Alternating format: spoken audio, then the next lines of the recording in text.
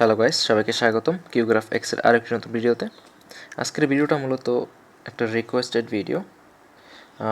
এখানে একজন রিকোয়েস্ট করেছেন যে কীভাবে রিকোয়েস্ট নেটওয়ার্ক কম্পোনেন্ট ব্যাকগ্রাউন্ডে ব্যবহার করা যায়।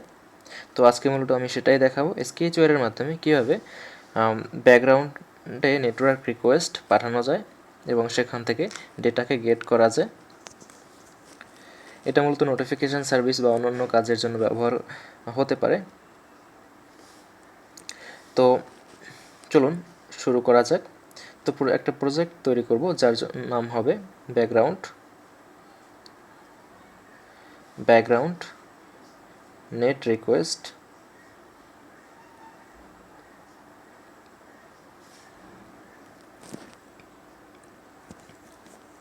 এই প্রজেক্টটা তৈরি করার পর এখন আমরা এখানে কিছুই করব না, ব্যাস শুধুমাত্র এটা দেখাবো যে এটা ব্যাকগ্রাউন্ডে রান হচ্ছে।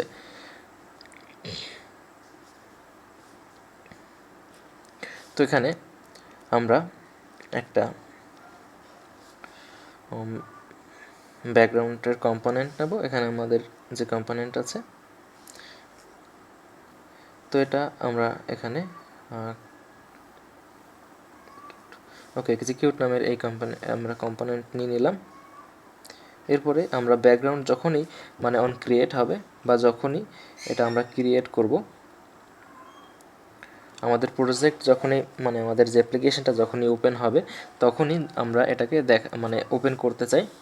সেক্ষেত্রে আমরা এটা আসলে তখনও চালু হতে পারে যখন মূলত অন অ্যাক্টিভিটি পজ কিংবা অ্যাক্টিভিটি ডিস্ট্রয় এখানে যে ইভেন্টগুলো আছে, এই যে এখানে দেখতে পাচ্ছেন অ্যাক্টিভিটি ব্যাক বাটন প্রেস, এরপরে রেজাল্ট অ্যাক্টিভিটি, এই যে এরপরে আপনার আছে স্টার্ট অ্যাক্টিভিটি রিসাম, এরপরে পজ স্টপ ডিস্ট্রয়। এখানে আমরা এটাকে এনেবল করতে পারি, অর্থাৎ যখন একটা অ্যাপ্লিকেশন থেকে ইউজার এক্সিট করে নেবে তখন আমাদের নোটিফিকেশান সার্ভিস যাতে চালু থাকে, এই জন্য ডিস্ট্রয় এখানে আমরা এটাকে এনেবল করে এখানে আমরা এক্সিকিউট করতে পারি।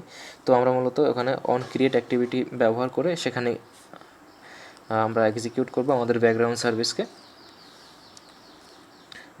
আমরা কোনো সার্ভিস আজকে ব্যবহার করব না, শুধুমাত্র ব্যাকগ্রাউন্ডে কীভাবে নেটওয়ার্ক রিকোয়েস্ট পাঠানো যায় সেটা আজকে দেখাবো। সার্ভিস নিয়ে ব্যাকগ্রাউন্ড সার্ভিস, ফরগ্রাউন্ড সার্ভিস, এই বিষয়গুলো আমি আপনাকে দেখিয়েছি অলরেডি আগের ভিডিওগুলোতে। তো আজকে মূলত আমি শুধুমাত্র ব্যাকগ্রাউন্ডে নেটওয়ার্ক রিকোয়েস্ট কীভাবে পাঠানো যায় এবং সেখান থেকে ডাটা কালেক্ট কীভাবে করা যায় সেটা আজকে দেখব। তো এখানে আমরা কিছু একটা টেক্সট নিয়ে নিলাম।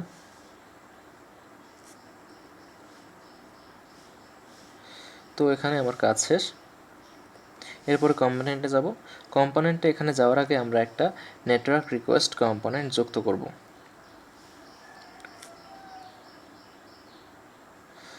তো এখানে আমরা কম্পোনেন্টটা যুক্ত করলাম।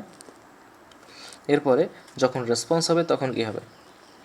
তো যখন রেসপন্স হবে তখন আমরা চাই আসলে টেক্সট দেখাতে, আমরা একটা টোস্ট মেসেজ দেখাবো যাতে তৎক্ষণাৎ আমাদের কাছে মেসেজটা চলে আসে। মনে করুন এটা একটা নোটিফিকেশান সার্ভিস। তো আমরা এখান থেকে টোস্ট মেসেজটা দেখাতে চাই। এরপরে আমরা আর কিছু ব্যবহার করব না, এখানে প্রি এক্সিকিউট বা অন্য কোনো কিছু না, ব্যাস দ্যাট, শুধুমাত্র ডু ইন ব্যাকগ্রাউন্ড এখানে ক্লিক করব। তো বাকি ওগুলো খুব একটা প্রয়োজন নেই এক্ষেত্রে। এরপরে আমরা একটা টাইমার ব্যবহার করব যাতে নির্দিষ্ট সময় পর পর ও নিজেকে রিফ্রেশ করতে থাকে। তো এখানে আমরা এই যে ব্লকটা আছে এটা ব্যবহার করব।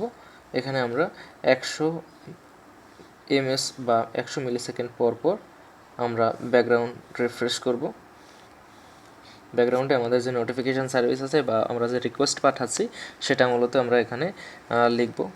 এখানে হতে পারে 1 মিনিট পর পর কিংবা আপনার ইচ্ছে মতো, এখানে আপনি নিজের ইচ্ছে মতো দিতে পারেন যে কত সময় পর পর সে আপনার আপনার অ্যাপ্লিকেশনটা কত সময় পর পর আপনার সার্ভারে রিকোয়েস্ট পাঠাবে। তো আমি এখানে গেট মেথড ব্যবহার করছি এবং ইউআরএল ব্যবহার করব আমি একটা লোকাল হোস্ট ওয়েব সার্ভারে এখানে, কারণ আমার ফোনে ইন্টারনেট নেই বর্তমানে। তো এখানে আমরা একটা ট্যাগ ব্যবহার করব। তো ট্যাগ দিয়ে দিলাম। তো তো আমরা আমাদের প্রতি 100 মিলি সেকেন্ডে এই যে লিঙ্ক আছে, এই যে লিঙ্ক লোকাল হোস্ট ওয়েব সার্ভারের এই লিঙ্কে গিয়ে হিট করবে। হিট করার পর ওখান থেকে ডেটা গেট করবে গেট মেথডের মাধ্যমে, এবং ওখান থেকে যদি কোনো ডেটা না পায় তাহলে কিছু করবে না, ও রিকোয়েস্ট পাঠাতেই থাকবে। কিন্তু যখন ও রিকোয়েস্ট পেয়ে যাবে তখন কি হবে, তখন আমরা এখানে অন রেসপন্সে আবার ক্লিক করব।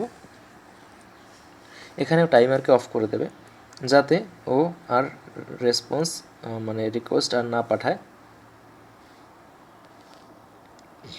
আপনি চাইলে এটা ব্যাকগ্রাউন্ডে সবসময়ের জন্য মানে পাঠাতে পারেন, তবে আমি ব্যাকগ্রাউন্ডের টাস্ককে মানে ডিস্ট্রয় করার জন্য এটা করছি।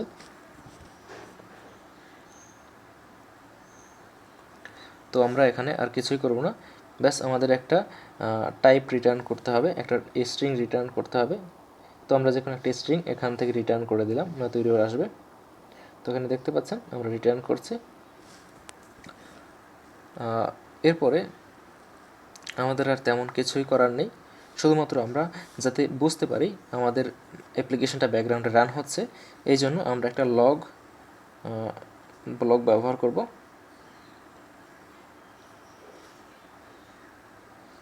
আমরা ওয়ার্নিং ব্যবহার করছি। তো এখানে আমরা একটা ওয়ার্নিং দেব, service start, okay service, and then এখানে আমি ক্লিক করব রানিং। তো এখানে আমি রানিং লিখলাম, এরপর কিছু ইমোজি দিয়ে দিলাম যাতে আইডেন্টিফাই করতে সুবিধা হয়। আমরা এখানে দুটো ইমোজি দিয়ে দিলাম। এখানে আমাদের যখন আমরা এটা লক কেটে দেখব তখন আমাদের আইডেন্টিফাই করতে সুবিধা হবে। তো এটাকে আমরা রান করে দিচ্ছি।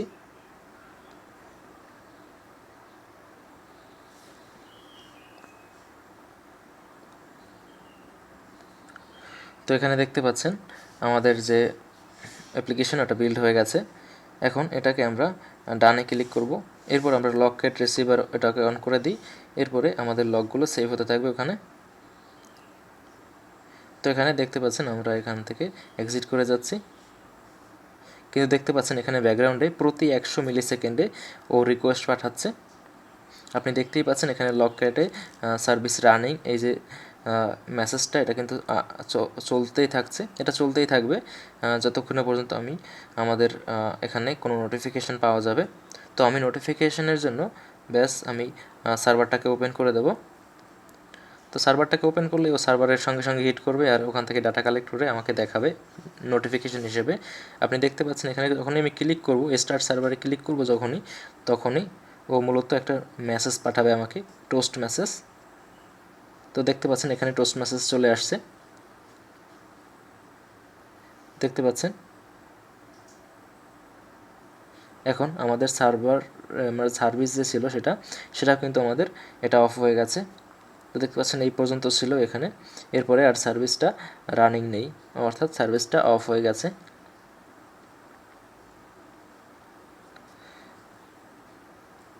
তো দেখতে পাচ্ছেন, তো এভাবেই ব্যাকগ্রাউন্ডে রিকোয়েস্ট পাঠানো যায় এবং সেই রিকোয়েস্টটাকে ক্যাপচার করে নোটিফিকেশানেও দেখানো যাবে। আবার যখন আমি সেম কাজ করব তখন আবার এখান থেকে আমাদের যে আমি আবার দেখাচ্ছি। তো এটা অলরেডি এখানে আমাদের যে সার্ভিস আছে, সরি আমরা এখানে লকেট ওপেন করছি।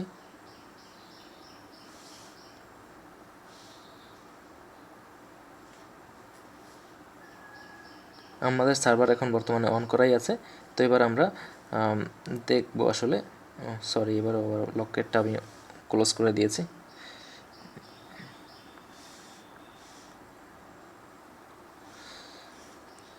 তো এবার আমরা এই যে অ্যাপ্লিকেশনটা এটাকে পুনরায় ওপেন করব। দেখতে পাচ্ছেন এখানে মেসেজটা চলে আসছে, আর এখানে আমাদের সার্ভিস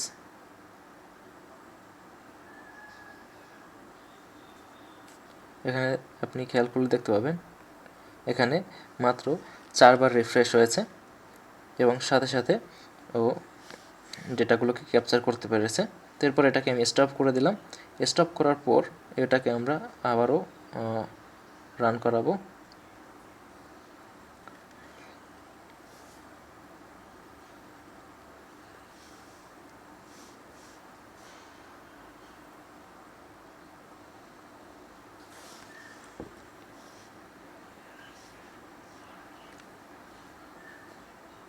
তো দেখতে পেয়েছেন এই যে সার্ভিসগুলো এটা কিন্তু রান হয়ে গেছে। তো এভাবে আপনি চাইলে ব্যাকগ্রাউন্ডে সার্ভিস রান করাতে পারেন এবং নেটওয়ার্ক রিকোয়েস্ট পাঠাতে পারেন। এটা খুব ইজি, আপনি ব্লগ ব্যবহার করে এটা করতে পারবেন। তো আজ এ পর্যন্তই, ধন্যবাদ সবাইকে।